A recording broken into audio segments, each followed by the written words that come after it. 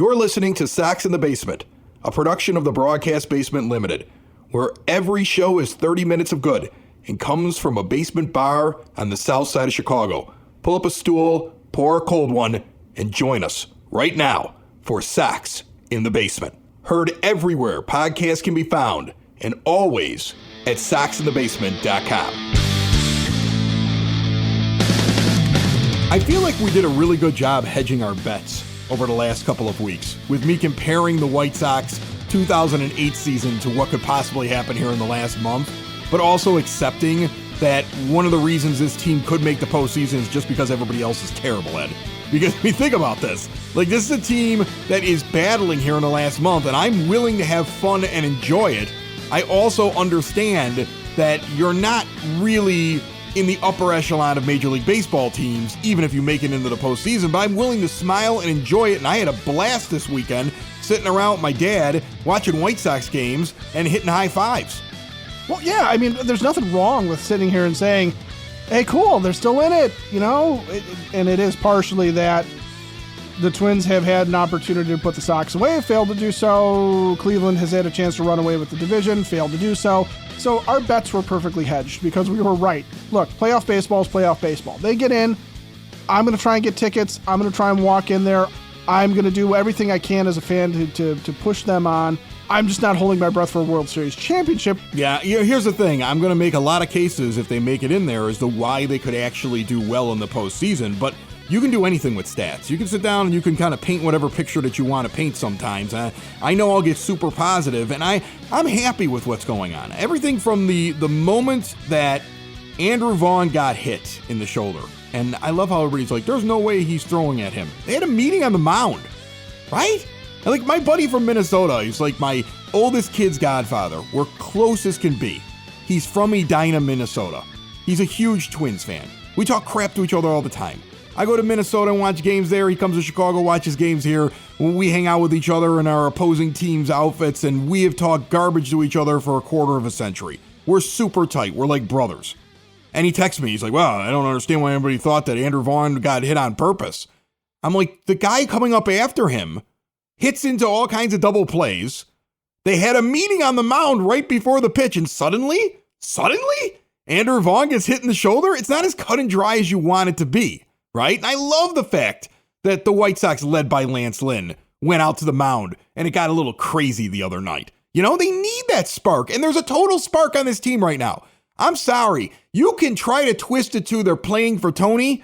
They're playing this way because he isn't in there anymore. I'm telling you right now, Tony La Russa would have hated Elvis Andrus hitting a grand slam off a position player pitching late in the Dylan Cease near no-hitter. He hated it when Yerman Mercedes did it. He would have hated it then. There's a lot of things this team is doing on the field and the way that they're acting that their manager has demonstrated time and again with actions and words that he's not totally in line with. This team has a different feel with Miguel Cairo running things, mainly because Tony La Russa isn't.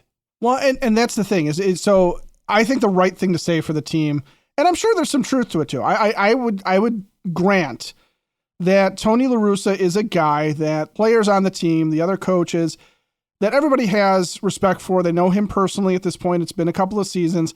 And you don't wish ill on the guy at all. We don't wish ill on the guy at all, even though we criticize him all the time, right? So, but the ideas that Miguel Cairo is not going to publicly put Elvis Andrus down because he got a good swing off of a position player late in the game, okay? Where that's kind of what Yermin Mercedes did too, right? He took an ephus and he just took a swing at it and crushed it. So he's not getting publicly lambasted by his manager for it.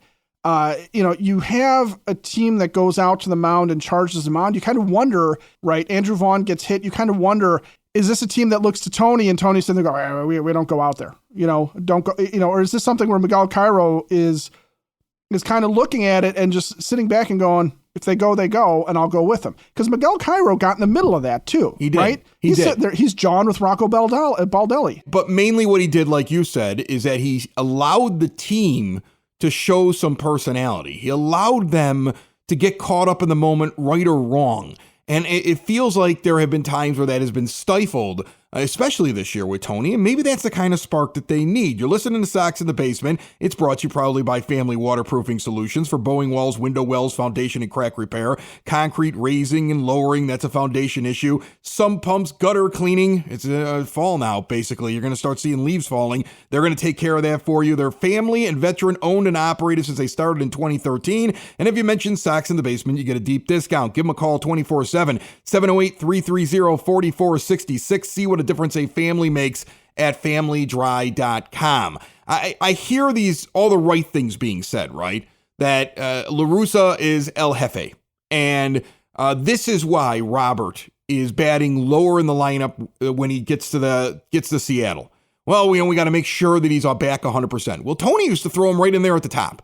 He would come off the IL and he's like, well, that's your spot in the order. I don't care if we've been killing it at the top of the order. If a guy comes back from injury, he will take the flow of the team and be like, well, but so-and-so left and that was his spot in the order. And now that guy gets that spot back right away. Same thing with Moncada. Well, we're resting his legs. Well, that's the right thing to say. But the other way you could look at it is, that infield, even though that isn't a 162-game infield, right? Like Romy Gonzalez, Elvis Andrus, and Josh Harrison, 162 games is probably not the best group of guys you can have in the infield if you plan on winning an awful lot of games. But right now, they're red hot. Why throw Moncada out there? It's those little things that I think La Russa would have just shoehorned him in. He would have been like, well, this is his spot. You got to throw him out there. I mean, I'm going to tell you right now, if Tim Anderson came back from injury and this team is rolling and they've just taken the lead in the division, or they're headed towards the postseason, and Cairo is still the manager, which I think he will be because I don't think La Russa's coming back, I don't think Miguel Cairo gives him the leadoff spot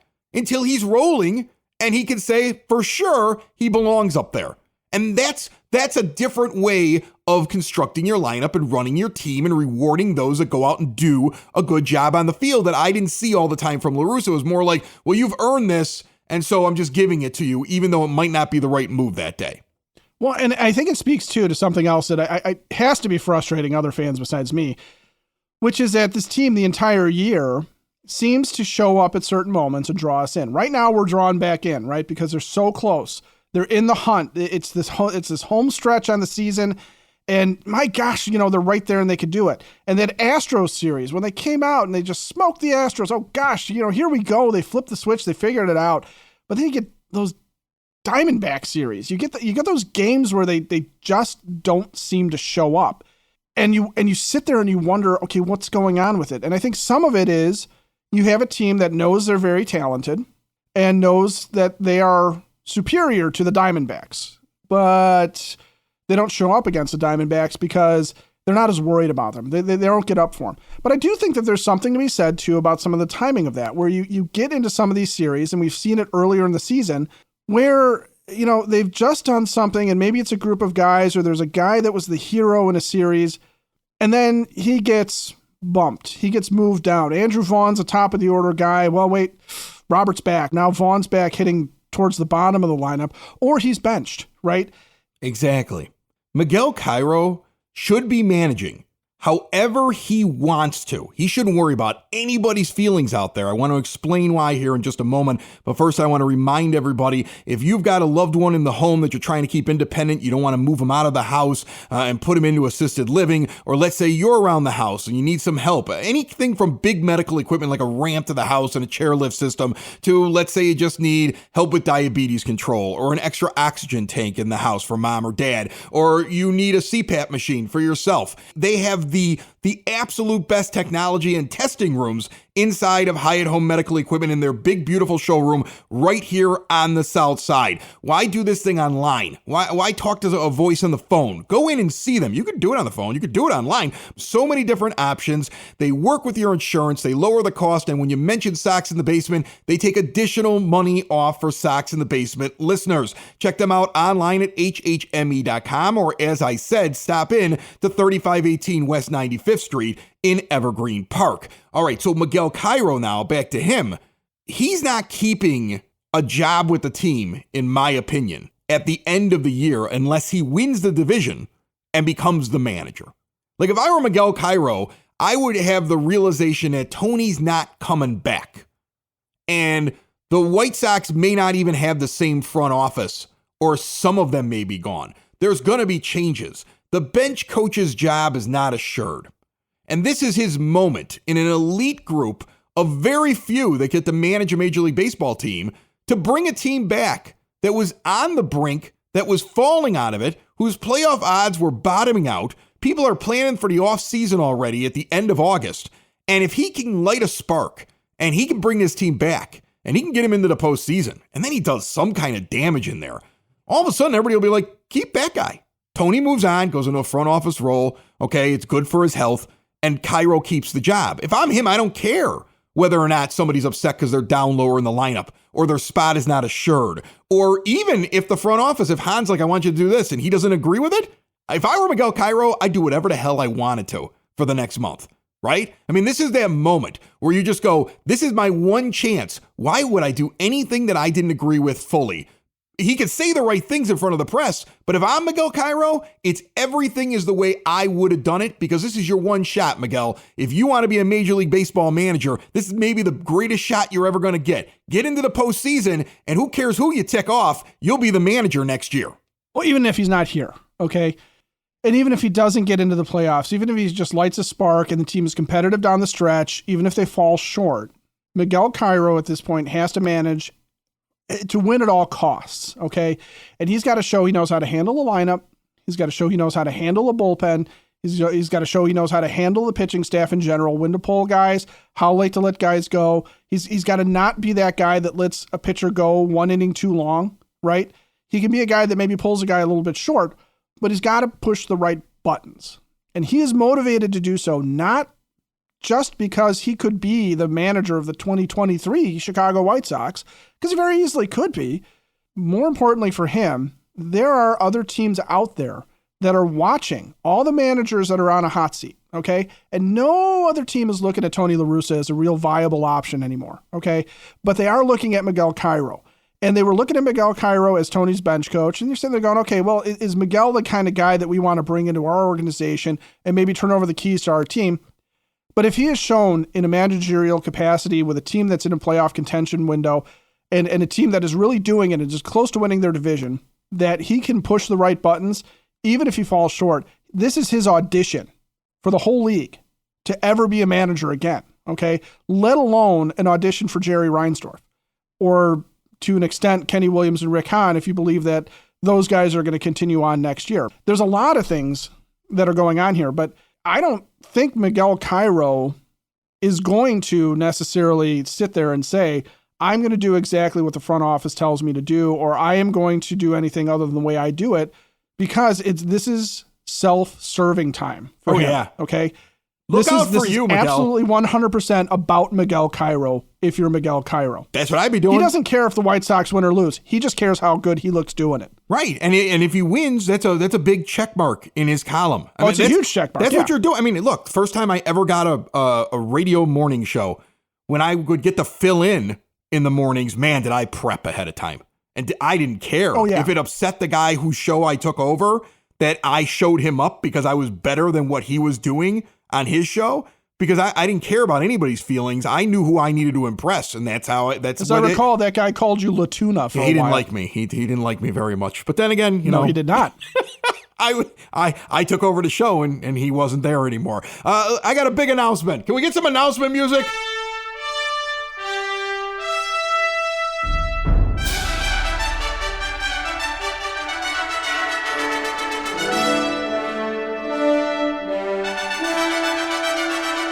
All right, here we go. The offseason has not yet begun, but we want to make sure we start preparing you for the return of the $1,000 guest bounty here on Sox in the Basement. And we have a brand new sponsor that will be providing the G to one lucky listener. Last year, we had a listener get $1,000 for bringing in a guest that we had not had on the show before, that we didn't think we would have been able to secure without that guest making the move. The guest didn't even know the person who won. The guy who won, the fan who won, reached out through social media and convinced David Sampson to come on the show. And he beat out Liam Hendricks and Jake Berger. Those were the top three guests of the offseason, and that guy won $1,000. And it was incredible. And we have another $1,000 to give away, and it is brought to you by the law offices of Parente and Norum. When you've been injured and you need a team that will do what it takes to fight for your rights, insurance companies only care about one thing, their bottom line. Parente and Norum has experience, dedication, proven results that it takes to get you the care and compensation you deserve, and they have recovered over $400 million for their injured clients and their loved ones. For a free case evaluation, call or text them today, 312-641-5926, or visit pninjurylaw.com. And that is the sponsor of the $1,000 guest bounty. A lot of details coming up on this. We're not even going to start interviewing people till the off season. Just kind of start thinking about what you want to do. And we're going to get your feelers going. Oh, yeah. You know? And we're going to add a twist into this. On top of the grand that Parente and Norum's putting up for this, okay, I'm putting up some of my own money. And I am going to come up with a list, 2, 3, 4, 5, a certain amount of people that I will give big money to if they come on the show. I will give it to the charity of their choice. All right. I don't know who it's going to be. I wanted to ask you, is there somebody you really want to have on this show this offseason that we've never had before? And because I'm going to offer some big money to that guest that they can give it to charity if they get on the show. On top of the $1,000 we're giving away to a listener this offseason. I tell you what, I'll throw in if Jerry Reinsdorf comes on the show. I don't think he needs our money. He doesn't need our money, but if somebody can make that happen. That would be, okay, fine. Jerry Reinsdorf on the show. Let's say if Jerry Reinsdorf were to come on Sox in the Basement, I would give $1,000 to his favorite charity or to White Sox charities. $1,000 of my money. That's what I would do. Okay. I would, that's the kind of bounty I'm offering up. On top of the $1,000 we're giving to a listener for somebody else. Now, if a listener gets Jerry Reinsdorf on, I'll give $1,000 to Jerry Reinsdorf's charity, and the listener gets the $1,000 from Parente and Norum. See, we're giving away cash this offseason. All right.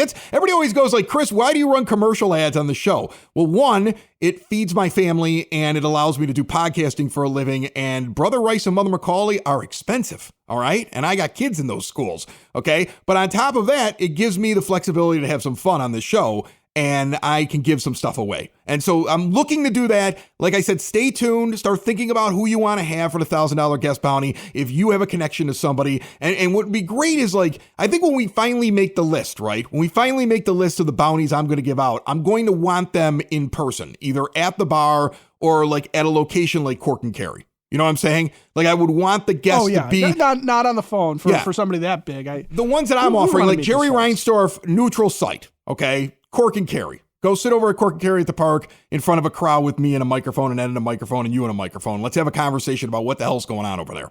All right? Maybe he'll feel cocky if they make it to the postseason. I'm still asking the same questions. Good. But maybe he'll feel cocky. I want that. That's what I want, Ed. A guy that I would love to have on, this would be a great one if you're a listener. You get my vote. Get me Lance Lynn on this show. Oh, yeah. All right. I want. Yes. He's the funniest, man. He goes out there and he walks out to that mound after Vaughn gets hit over the weekend. And then his quote the next day on, what were they on? It was a national game on Saturday night with the Cease thing, right? It was Fox, right? Is that what they were on? Yeah. And his quote mid-inning when they asked him why he went out to the mound was, well, I saw him chirping and I didn't understand what he would be saying. So I just went out there so I could hear him better. Like, he's so funny when he says those things. I still love when he came back and there was a difference of opinion between him and one of the coaches. I think it was Katz. McEwing. It was between McEwing. Yeah. He's a Porterhouse guy and I'm a New York strip guy. That's hysterical. He's funny. I mean, he's funny. Yeah, Lance Lynn would be fantastic to have on the show.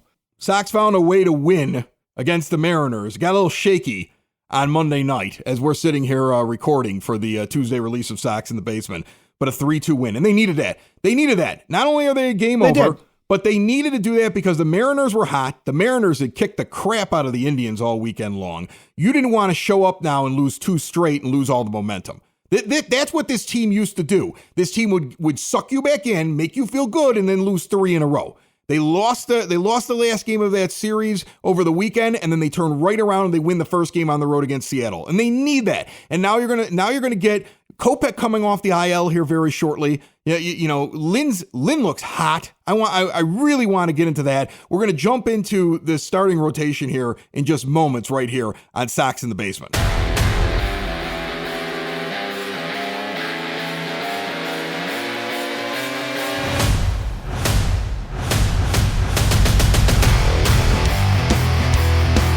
Hailstorm Brewing Company is having a 2-day Oktoberfest. Sox in the Basement is going to be there on the Sunday, September 24th and 25th. Hailstorm Brewing, huge Oktoberfest, all kinds of specialty beers out there. Their brand new Oktoberfest that they have just put out over at the brewery. I've already had it. It's amazing. It's called Take Me to Your Liter, spelled Liter. It's a good one. Okay, located in Tinley Park at 8060 186th Street, right off of 80th Avenue.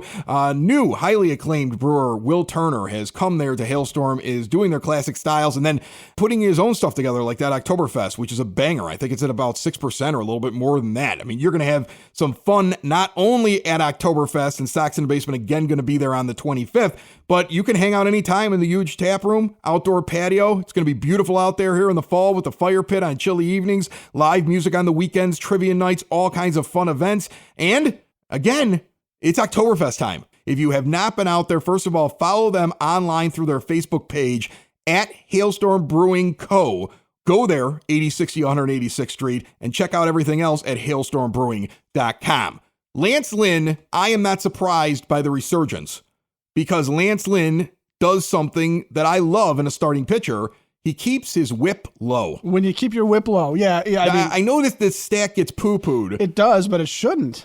Right. Some people hate the fact that I live on the whip, the walks and hits per innings pitch. But in my mind, if guys stay off base, you have a better chance for results. Okay? You're going to have positive results. I mean, it's the guy whose whip this year is a 1.138. That's high-end starter stuff. Sure, his ERA was hovering around 5 and just dipped below it, and then he has this nice game on Monday night, so it's gonna dip down even more. He had a great game, but you could see it because he was keeping guys off base. His problem was mistake pitches, the home run all of a sudden. Okay, the guys who were getting on base were all hitting home runs. That was what was hurting that was the only way guys were doing anything. He was really keeping a lot of base runners off base. I feel very positive when you look at him. And Cease, of course, and Cueto, and now Kopech coming back this week off the IL. I don't know where Lucas Giolito fits in if this team actually does make the postseason. It kind of doesn't, does he? I mean, it's one of those where this is what you wanted Lance Lynn to be, okay? And your point about whip being one of those poo-pooed stats, you can have a guy that strikes out a ton of guys, okay? If he strikes out a ton but gives up home runs, a lot of hits, or he gives up a lot of walks in doing so, he can still get in trouble. And you don't have to be a stat head to have watched to watch a baseball game and understand the flow of a game is important. Okay. So with a starting pitcher, one bad inning for a starting pitcher could derail a whole game. It doesn't have to be something where statistically you look at it and go, oh, well, statistically, this guy struck out 11 players, but he gave up 4 runs in the second inning and he got it back together. And he had a great third, great fourth, great fifth. And then the bullpen took over and whatever happened.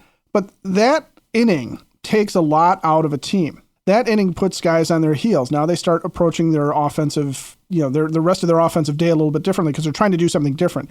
Or the team might be pressing. Or you might have to use the bullpen in a way that you would have preferred not to if you had come out in a closer game or with a lead. So there's a lot of things that happen within the flow of a game that when you have a guy who is an impressive guy as far as strikeouts or an impressive guy as far as stuff, where he doesn't give up a lot, he's got a low ERA but a high whip. He's always riding on the edge. And that low ERA might just be indicative of the fact that he pitches a lot of innings, but he has that one bad inning. Or he pitches a lot of innings, but he has that one bad game, something like that. So Lance Lynn keeping his whip low, huge, huge thing. If the Sox pitchers can do that and keep guys off base, it just makes it that much easier because this is still offensively not the team we thought it was going to be that is going to go out there and put up 8-9 runs a game without blinking an eye. They can. They don't do it often enough to where you can have Lance Lynn go out there and go 7 innings, but have had a 3-run third and then another 2-run fifth, or he doesn't get to the 6th because he's walked a bunch of guys. He's put a lot of guys on. The strain is on the arm. He's got to make all those pitches. He's got to make extra pitches because you got guys fouling stuff off that are trying to get a guy over or that are trying to get a guy in, through a sacrifice fly or some other means. It changes the game when you put guys on base. It changes how a pitcher can throw. It changes what they do out of the stretch. There's so many things. So you're spot on with whip, but if you're not a stat guy and you're sitting there going, it's ERA, it's wins, it's strikeouts, think about whip in terms of when you're watching a game and you're watching a starting pitcher with 2 guys on every single inning, how much easier is it on that team? How about this? We'll play a quick game. Quick game, okay? I always say 1.30 whip is about the limit for me for a starting pitcher. That if you're below 1.30, I like you as a starting pitcher. If you're below 1.20, you're really good. If you're below 1.10, you're elite. And then with relief pitchers, I drop it 10 points, right? So 1.20 for my relief pitchers, 110. And if you're below a 1, you're elite. All right? So let's go through the White Sox pitchers because you know them the best. Dylan Cease, elite, 1.07 whip. Johnny Cueto, really good season, 1.17 whip. Lance Lynn, 1.38 whip. Michael Kopech, 1.21 whip. Lucas Giolito, 1.504. Are you surprised when I say that when you think of the 5 White Sox pitchers, the consistency and the way that they've been playing this year and who you trust? When I read off those numbers, you should be like, yeah, that makes total sense. So now here, when I look in the bullpen, Ed, Liam Hendricks, has he got a high whip or a low whip? Low whip. 1.08. Kendall Graveman, high whip or low whip? Surprisingly high whip. High whip. And you know what? He only had a low whip for the 2020 season and the 2021 season for the first half of it when he was with Seattle. Otherwise, he always has a really high one. And I was trying to figure this out. So I went and I looked, and it turns out his home and away splits were so incredibly different that essentially he was a superstar in Seattle and everywhere else terrible. These are the things that come up when I'm sitting around and I'm looking at Rick Hahn in the front office and I go, how do you not see this when all I have to do is go on Baseball Reference and double check the guy? I feel like I put more actual research in the players I'm picking up in fantasy baseball than they do sometimes when they're trying to figure out who they're picking up in free agency. Because he's had a rough one all year. He is a maybe, maybe not. Elvis Andrus on Monday night doesn't make a great play, and you may not win that game. Because Graveman puts a lot of guys on base, a lot more than he should for the high leverage situation that he's in. So that's a great stat to take a look at, to pay attention to. As we end the show, though, the only stat I want to talk about is home runs. And I will say this right now, he's not a White Sox player. I have to say it, though. I want to be on record. If Aaron Judge hits 62 home runs, he's my single season home run record champion. He's my guy. Okay, because I don't count Sammy Sosa, and I don't count Mark McGwire, and I don't count Barry Bonds and his head that grew 4 sizes too big. Okay, I don't count those guys. And you cut him off the list, it's still Roger Maris to me. And he hit his 54th on Monday night. And I'm starting to believe. And until somebody tells me he's on something, especially the way that the ball has not been leaving the ballpark across Major League Baseball this year, that's incredibly impressive. He's going to be my single season home run champ if he hits 62. I think I read somewhere CBS Sports maybe that he's on pace for 65. He just he's ahead of Maris's pace right now. Yeah, and I agree with you. I mean, we can talk all we want about everybody was doing it. I know there's theories that Barry Bonds' head grew 4 sizes bigger that day because he taught the Who's in Whoville advanced physics. That's probably not true, but in reality, this would be something where, this is more impressive to me than that because, yes, while everybody was doing it, yes, while it was a different era, the ball was flying out of the ballpark. Home runs are being hit at record pace. This is a new kind of a dead ball season, and the fact that Judge is doing it, I think, even if you don't have the asterisk versus no asterisk situation, if you don't think that this is the most impressive season since Maris, I question you being a baseball fan. I'm ending there because I got nothing after the Who joke. I got nothing. Sox in the basement. Sox in the basement. Sox in the basement. Sox in the Basement. Heard everywhere podcasts can be found and always on soxinthebasement.com.